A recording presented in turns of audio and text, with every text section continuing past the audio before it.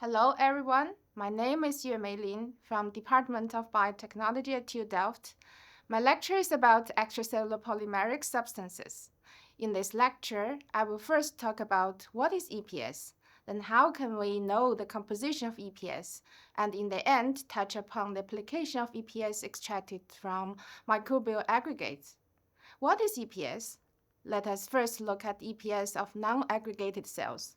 Many bacteria are surrounded by an extracellular layer, which is called glycocalyx, as shown in the left figure at this slide. This glycocalyx is gel-like and highly hydrated. It covers the underlying cell wall component and is at least physically connected with it. The components of glycocalyx are polysaccharides and polypeptides. When the glycocalyx is well organized and not easily washed off, it is called a capsule.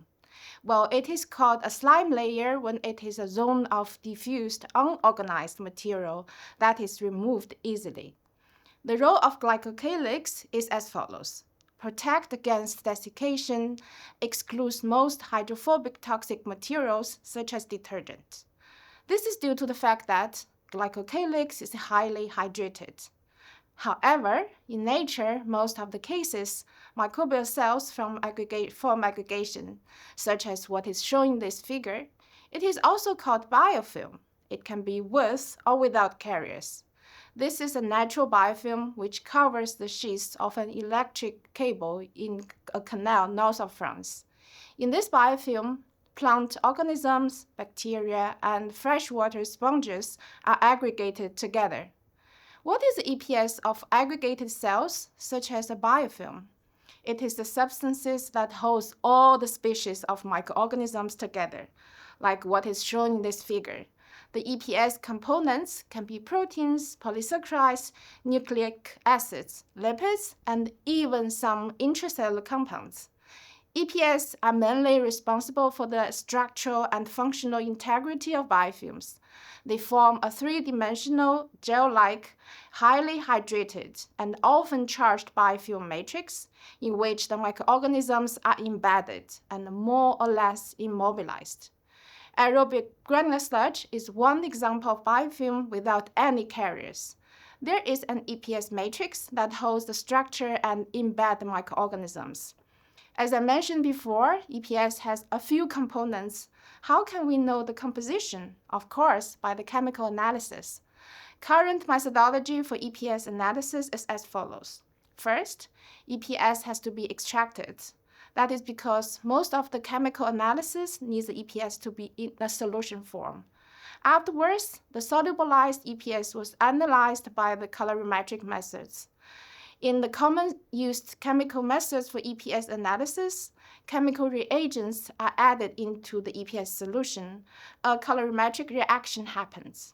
Afterwards, the absorbance was recorded and the concentration of the component is obtained based on the standard curve.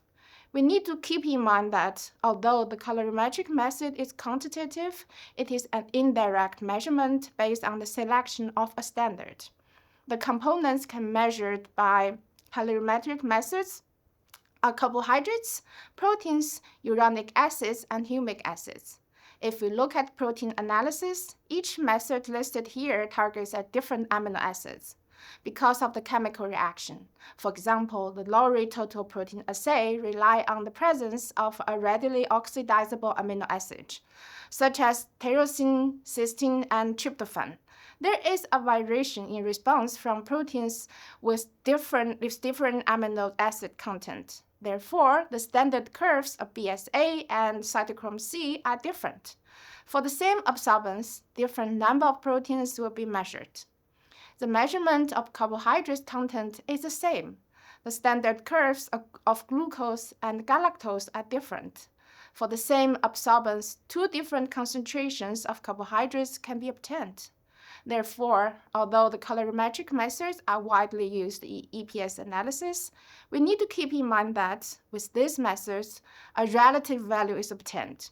Proteins and polysaccharides which do not react the same way with the standard can be over or under quantified. EPS is not only one of the key components that determine the physical, chemical, and biological properties of biofilms, it can be a valuable resource to recover for developing useful products. If you still remember that aerobic granule sludge is one example of biofilm, the granules can be used to treat the wastewater. From the excess sludge, it is possible to recover the EPS. So far, in the Netherlands, there are already 2 pilot plants that can produce 8 tons EPS per day from the excess sludge.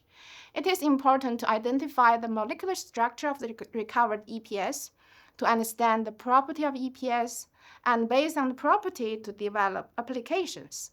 Here, I would like to give one example of how to search for the potential application of EPS based on its property. It is found that EPS from seawater adapted aerobic granule sludge contains negatively charged glycoconjugates such as sialic acids and sulfated esters. The negative charge property is interesting for diverse applications, such as to neutralize the positively charged histone. Histones are produced in human body to combat the pathogen, but they are also toxic for human cells. Sepsis is caused by the overproduction of histones. Some medication, for instance, the negatively charged heparin, is used to bind and neutralize histone. Interestingly, it is also found that EPS from seawater adapted aerobic granule sludge also has certain binding capacity to histones like histone 2 H2B. This is indicated by the result of electrophoresis study in the right figure. Histone H2B migrates to cathode due to its positive charge, while its migration is inhibited after it is mixed with the EPS. Thus, the EPS have the potential to be used as a raw material for drugs. The take-home message of my lecture is, the wastewater produced from society needs to be treated before discharge into water body. If EPS from excess sludge can be extracted and brought back as a sustainable resource into the society, the dependence on the fossil-based polymer will be reduced.